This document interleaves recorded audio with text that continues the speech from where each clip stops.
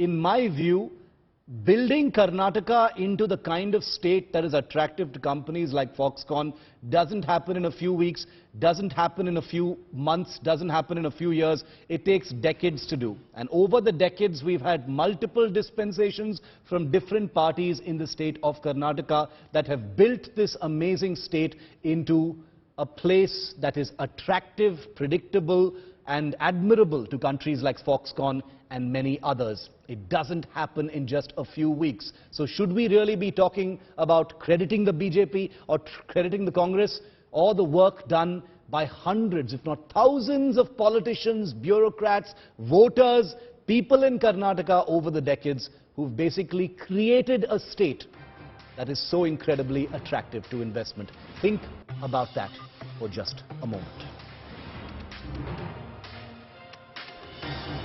Congratulations, Karnataka. Congratulations, India.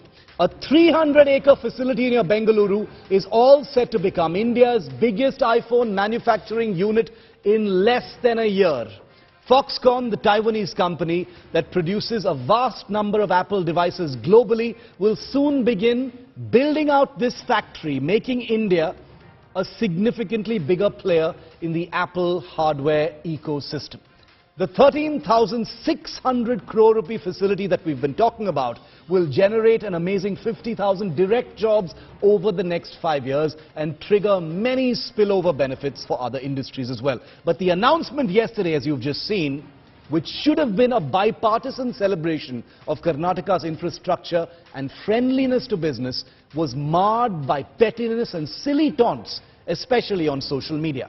The Congress party, which won a handsome victory in Karnataka a fortnight ago, declared the news through its new ministers, some of whom projected it as the first big victory of the new Congress government. Well, this is understandable given the viciousness of the election campaign, but one would have thought that a major victory would bring with it some grace and perhaps some attention to facts. If one must assign credit for Karnataka's Foxconn win, then factually wasn't it the Bommai government that sealed the deal in March, April this year, even announcing it?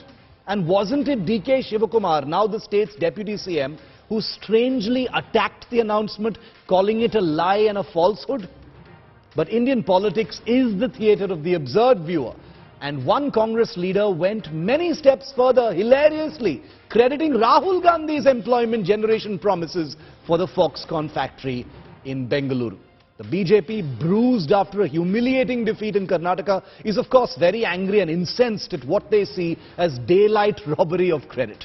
But many will ask, would the BJP have not done the same if the sides were actually switched? The netas will bicker, elections will come and go, viewer, but the bottom line is Karnataka has won.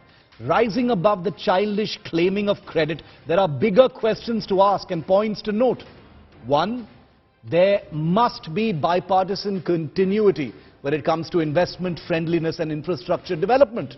Two, parties should be careful not to let their silly social media compulsions escalate into red flags for foreign companies who wish for stability and predictability over all things when they look at investing. Three, Karnataka's emergence as an attractive tech hub to companies like Foxconn should be seen as the fruits of multiple dispensations over decades who've carefully pieced together and built up this beautiful state to be attractive to the biggest companies on earth.